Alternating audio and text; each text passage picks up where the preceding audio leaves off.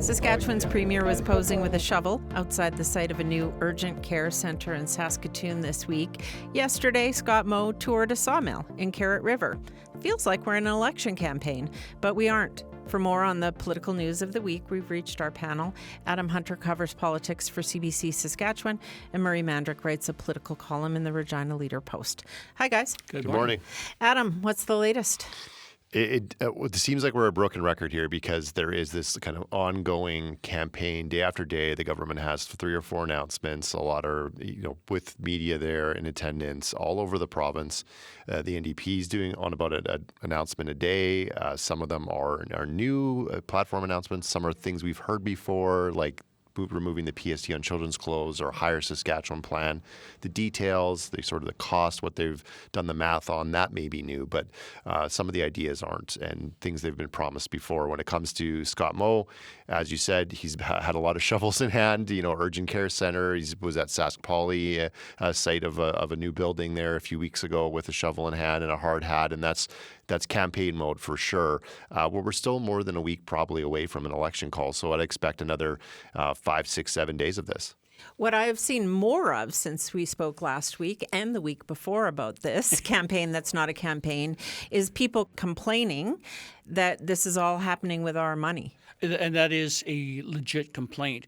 In that sense, I think the government is doing less well in this pre-campaign period than the opposition, because as Adam outlined, we may have thought the NDP might move in this direction, but they're actually kind of rounding out what their campaign platform is going to look like, and that's vaguely resembling news.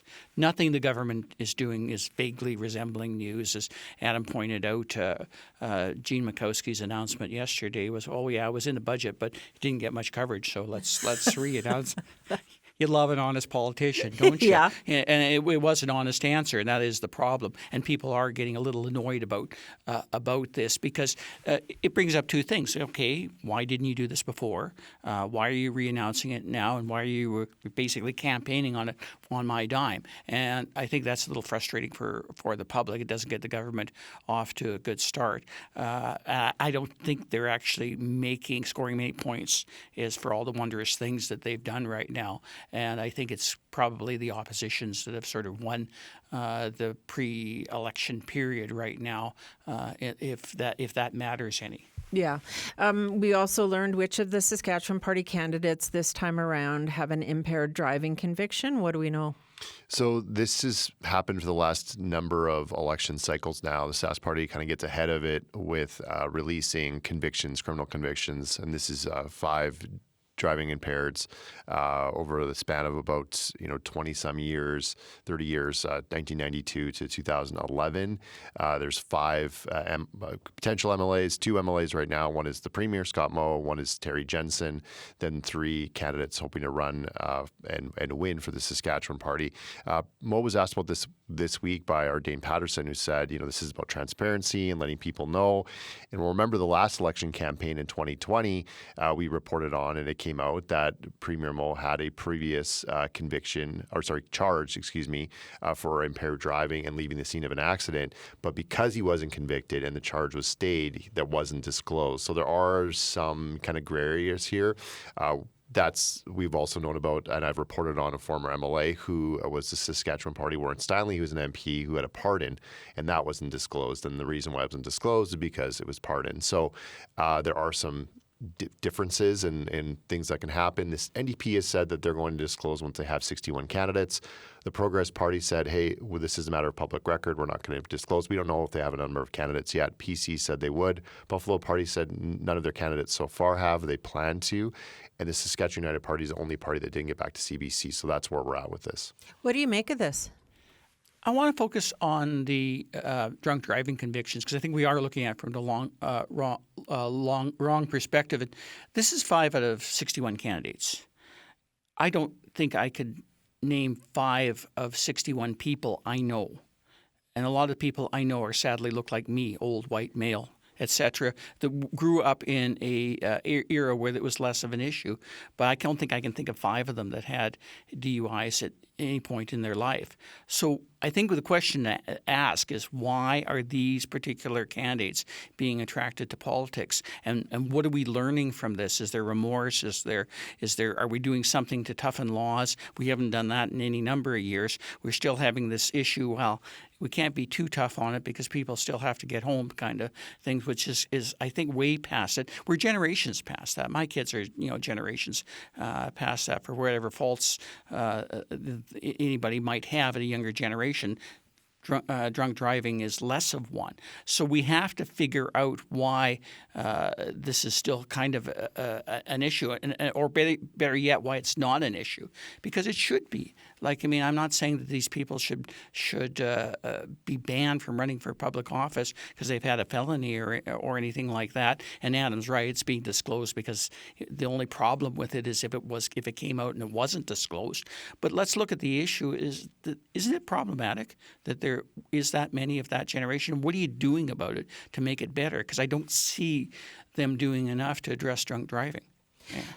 And Adam, we've also heard about some former Saskatchewan Party MLAs this week seeking re-election, but not for the Sass Party. What can you tell us about that? So there's two MLAs that are joining Nadine Wilson as ex-Saskatchewan Party MLAs who are running for the Saskatchewan United Party. This is Dennis Allchurch, who was first elected in 1999 in Rosslyn Shelbrook, and he lost a contested nomination to Premier Scott Moe back in 2011. And not a rarity for someone to run, a party to run another candidate in a contested nomination, but someone with that much experience, it's sometimes raised your eyebrows. Premier Moe obviously has gone on to success. Greg Burkitch decided not to seek re-election in 2020. In 1999, he was also the class of that 1999 class. Well, Randy Weeks was well in that class. They made a lot of news this year, those guys. And Burkitch, his final speech in the legislature got some attention in 2020 because he uttered the phrase "All Lives Matter," which is a retort to Black Lives Matter, and it was forced apologies from politicians, including Brian Pallister, the former premier of Manitoba, said I wasn't aware of this at the time. Premier Scott Moe came out and said Greg Burkitch shouldn't have said this in the House, given what's happening in the climate at that time. So maybe some hard feelings from Allchurch and Burkitch. Also, Nadine Wilson was removed from the Saskatchewan Party caucus for misrepresenting her vaccination status. So there's kind of this crew that maybe have a little bit of a history with the premier and the government trying to stick it to them. I should mention Greg Burkitch is running Saskatoon Southeast, and Dennis Allchurch is running Meadow Lake. How significant will this be? Oh, the word history. Break it down that history has stories, and these people have stories. And I think that's what's really going to be bothersome to the Sass Party and Scott Moe, because we're already seeing it. We saw it with Randy Weeks. He started telling stories about what was going on in the government caucus. Dennis Allchurch is starting to tell stories about how that nomination process worked, and maybe some motivations for Scott Moe running for office that would be less favorable to people. And we're seeing that from Greg Burkitch, who wasn't an unlike person. In fact, you and I covered him, and pretty likable guy and good storyteller, by the way, which was interesting in itself. Yes, they're sour grapes, and I think both of them, Mr. Allchurch and Mr. Burkitch, readily admit that they left under unhappy circumstances, particularly Mr. Allchurch and the story he says about being forced out because of politics within the riding, within the party, et cetera, and whatnot. And they complain about Scott Moe moving the party too far left, which I don't think most people would buy. Exactly. It's hard to say that one with a straight face, to be honest with you. But they also make the point, which is interesting, is that Nadine Wilson and the Saskatchewan United Party, and why they're attracted to her, is she's been more effective out of caucus, is someone pushing the party to the Sass Party, the government to the right, in response to her success, in response to the Saskatchewan United success. There's tangible evidence of that in terms of what we saw on Bill 137 after the Lumsden Morris by-election. So there is validity to their appearance in political circles in terms of how it's affecting government policy. But what I'm more interested in is, once again, stories and those coming out. Thanks, you guys. You're welcome.